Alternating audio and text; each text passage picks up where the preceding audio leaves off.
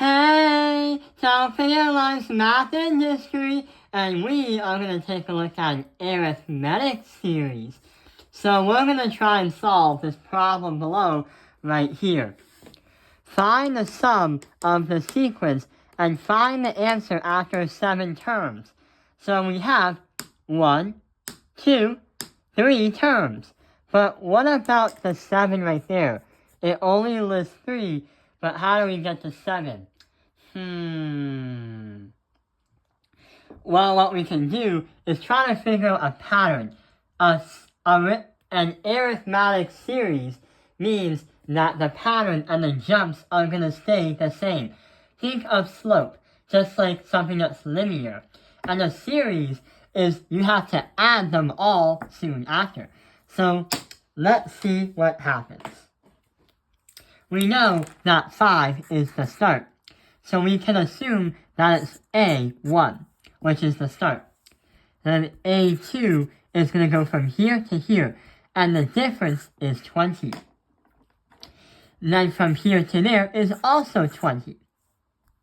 So then we get 65, 85, 105, 1, 2, 3, 4, 5, 6, 125.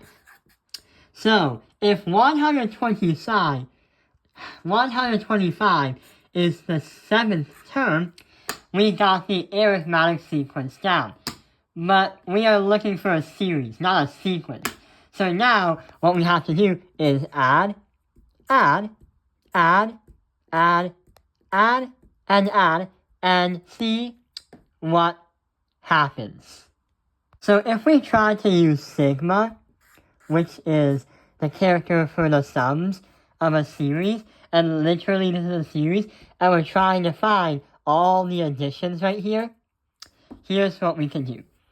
If we can say r is going to be the variable, and it starts at 5. The top, we have to stop. It starts at 1. At the top, we have to finish at 7. So, the series right here, 5 plus 25 plus 45 plus 65 plus 85 plus 105 and 125. Now, we have to focus on the ranges. So if we do 5 and 125, there is 130.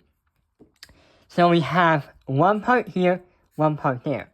And there exists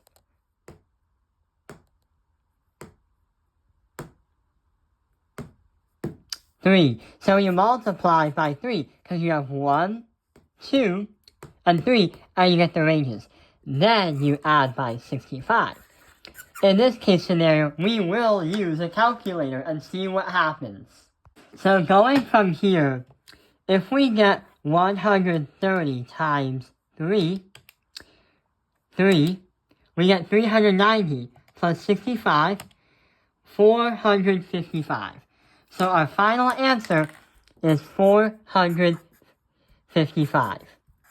But what if I told you that you can actually solve this out by using a formula and not trying to arithmetically solve it all out?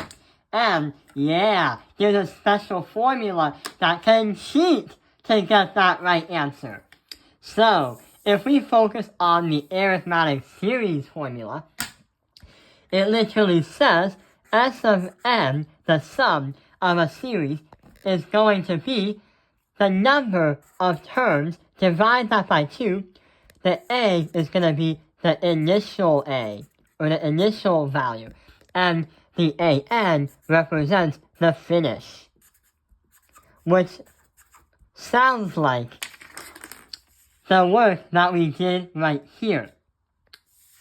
So if we do Sn equals 7 divided by 2, because 7 terms divided by 2, we have 5 plus 125, and let's try it out.